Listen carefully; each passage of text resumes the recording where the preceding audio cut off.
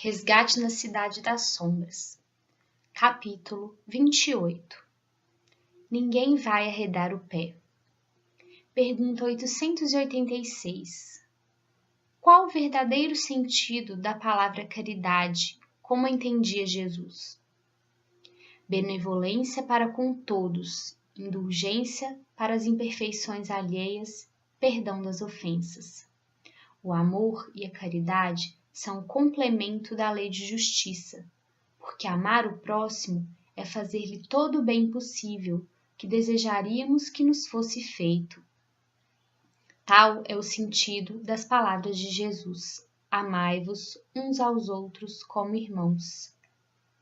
Livro dos Espíritos, livro 3, As Leis Morais, capítulo 11, Lei de Justiça, Amor e Caridade, item 3, Caridade e Amor ao Próximo. Assim que tudo se estabilizou no hospital, voltamos à Cidade das Sombras para darmos continuidade ao resgate de Davi. Maria Inês e sua equipe de socorristas nos esperavam pacientemente. Como está a família de Samuel? Indagou Maria Inês. Graças ao auxílio de nosso Pai Maior, tudo está em paz. O episódio de violência provocado por Álvaro, apesar de traumático, nos pareceu também ser útil à união dessa família. Virgínia demonstra sentir remorsos por sua conduta desregrada. Júnior, como era de se esperar, perdoa e acolhe os mais necessitados. As meninas Sara e Sofia reagiram bem e estão apoiando todos. Percebo luz em nosso caminho. Oremos para que Virgínia aproveite o pouco tempo que lhe resta. Falei, informando Maria Inês. E quanto ao nosso amigo Davi? Mostra-se irritadiço e inquieto. Olha constantemente à sua volta como se procurasse algo fora do comum. Acredito que pressente a nossa aproximação. E sinto que se apavora diante dos compromissos de resgate que deverá assumir daqui para diante, respondeu Maria Inês. Maurício e seus companheiros de trabalho estão a caminho com outros do grupo de resgate. Teremos um dia maravilhoso de amor e perdão à nossa frente. Oremos para que possamos ser firmes e piedosos nesses momentos, disse Ineque. Abri o Evangelho segundo o Espiritismo e li o prefácio, um texto de Espírito da Verdade. Os Espíritos do Senhor, que são as virtudes dos céus, como um imenso exército que se movimenta, ao receber a ordem de comando, espalham-se sobre toda a face da terra. Semelhantes às estrelas cadentes, vêm iluminar o caminho e abrir os olhos aos cegos. Eu vos digo, em verdade, que são chegados os tempos em que todas as coisas devem ser restabelecidas no seu verdadeiro sentido, para dissipar as trevas, confundir os orgulhosos e glorificar os justos. As grandes vozes do céu ressoam com o toque da trombeta, e os coros dos anjos se reúnem. Homens, nós vos convidamos ao divino concerto, que vossas mãos tomem a lira, que vossas vozes se unam e num hino sagrado se estendam e vibrem de um extremo ao outro do universo. Homens, irmãos amados, estamos juntos de vós. Amai-vos também uns aos outros, e dizei do fundo de vosso coração, fazendo a vontade do Pai que está no céu: Senhor, Senhor, e podereis entrar no reino dos céus. O Espírito da Verdade. Dirigimos-nos ao centro do salão, onde anteriormente havíamos presenciado triste acontecimento de barbárie moral. Davi encontrava-se sentado em seu trono de dor e iniquidade. Sentindo nossa presença, levantou levantamente o rosto e nos disse: Vocês irão se arrepender. Marinês se aproximou do trono, ajoelhou-se a seus pés, inclinando a cabeça em direção ao seio. Peço que nos perdoe a insistência, porém precisamos conversar com o irmão mais uma vez, disse com humildade. Não mudei minha opinião. Ainda desejo ardentemente vingar-me daqueles que me traíram. Podem aprisionar-me, que saberei fugir. Podem me cegar, que o tatearei até encontrar o caminho. Podem me impor uma encarnação, que saberei romper a bolsa que me constrange. Não sabem de meus poderes e de meus conhecimentos. Eu precisei aprimorar-me nas artes santas e nas artes de magia. Nada pode me deter. Sou Senhor Deus de mim mesmo. Não aceito a interferência desse seu Deus covarde e omisso. Falou em altos brados.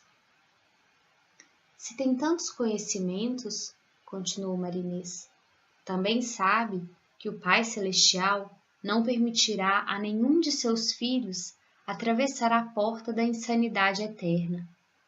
Então, meu amado irmão, é chegado o momento em que deverá optar por continuar merecedor do livre-arbítrio, ou será necessária a intervenção divina para que não se perca a sua identidade eterna. Lembro-me de ti, ingrata, covarde e traidora. Foste também crucificada pela infeliz meretriz e ainda está aí defendê-la de sua sina justa? Qual o direito que tens de vir à minha casa dar-me ordens? Não passas de um trapo demente sem amor próprio, urrou Davi, dirigindo-se a Marinês. Eu a perdoei, pois entendi que faz o mal porque ainda não consegue perceber o bem. Entendi também, meu irmão, que esse momento é transitório, pois faz parte de nosso aprendizado. Mas também adquiri o conhecimento de que nosso Deus, Pai, não permitirá jamais que percamos a lucidez, de tal maneira a nos levar à loucura eterna, e que o momento de nossa limitação é abençoado socorro que no início nos revolta, pois parece invadir nossa liberdade, para depois, em futuro próximo, percebermos que é somente oportunidade de redenção. Fazendo ligeira pausa, nossa querida irmã continuou com delicadeza e firmeza. Você, neste momento, ainda tem escolha: aceitar participar dessa nova programação de vida ou colocar-se nas mãos de sábios amigos, apenas por sua teimosia alimentada pelo orgulho insano. Parece que não tem escolha, não é? É assim que vocês pensam?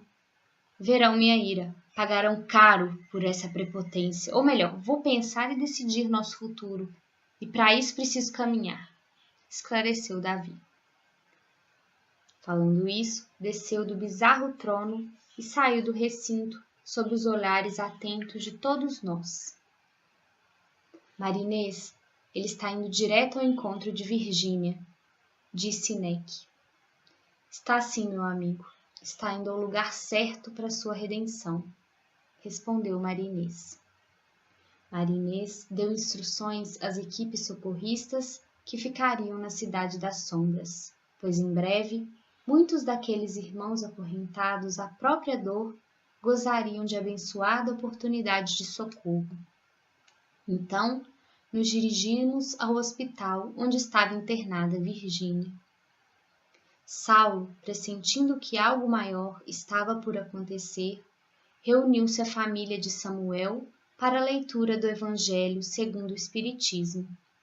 Após a prece de abertura, Sara abriu aleatoriamente uma página do Evangelho e passou a leitura. Os inimigos desencarnados.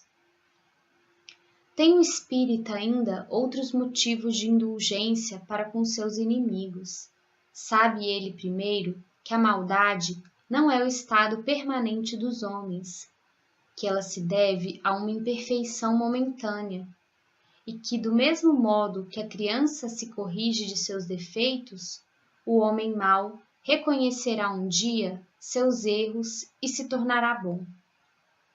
Sabe ainda que a morte não o livra senão da presença material de seu inimigo, mas que este pode persegui-lo com o seu ódio, mesmo depois de ter deixado a terra, que assim a vingança falha no seu objetivo e, ao contrário, tem por efeito produzir uma irritação maior, que pode continuar de uma existência a outra. Cabia ao Espiritismo provar, pela experiência e pela lei que rege as relações do mundo visível e do mundo invisível, que a expressão apagar o ódio com o sangue é radicalmente falsa. E o que é verdadeiro é que o sangue conserva o ódio, mesmo no além do túmulo, de dar por conseguinte uma razão de ser efetiva e uma utilidade prática ao perdão e a sublime máxima de Cristo: amai os vossos inimigos. Não há coração tão perverso que não seja tocado pelos bons procedimentos, mesmo inconscientemente. Pelos bons procedimentos, tira-se pelo menos todo o pretexto de represálias. De um inimigo pode-se fazer um amigo antes e depois da sua morte. Pelos maus procedimentos, ele se irrita e é então que serve de instrumento à justiça de Deus para punir aquele que não perdoou. Pode-se, pois, ter inimigo entre os encarnados e entre os desencarnados.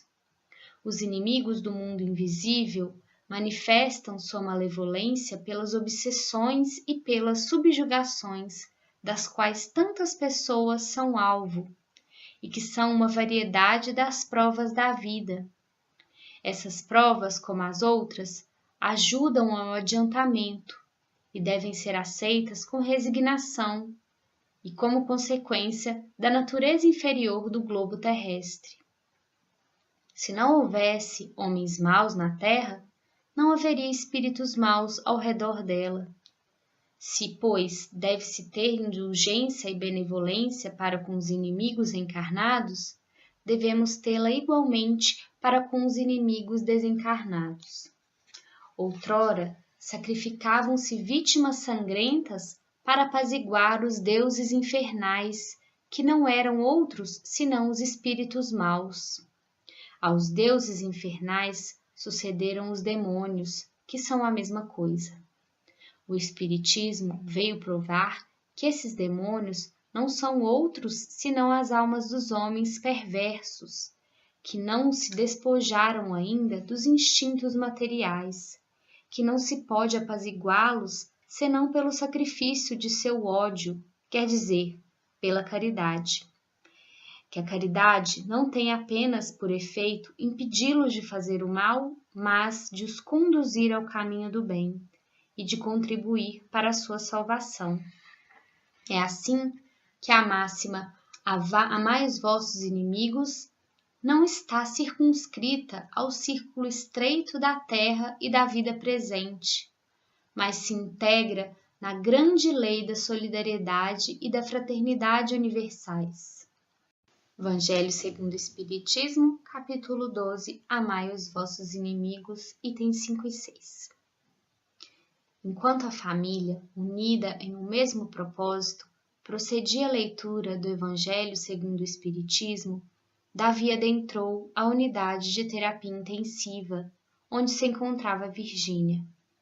Aproximou-se do leito da enferma e, com raiva, gritou em seu ouvido: não mais mandarei serviçais para cuidar de você. Farei eu mesmo o trabalho necessário à sua punição. Você me ouve? Estou aqui à sua espera. Sou paciente e não arredarei pé do seu lado, sua meretriz traidora. Conforme ele falava, Virgínia reagia à densa energia que Davi expelia em sua direção. O corpo da infeliz começou a tremer e poucos instantes depois, grave crise convulsiva acontecia.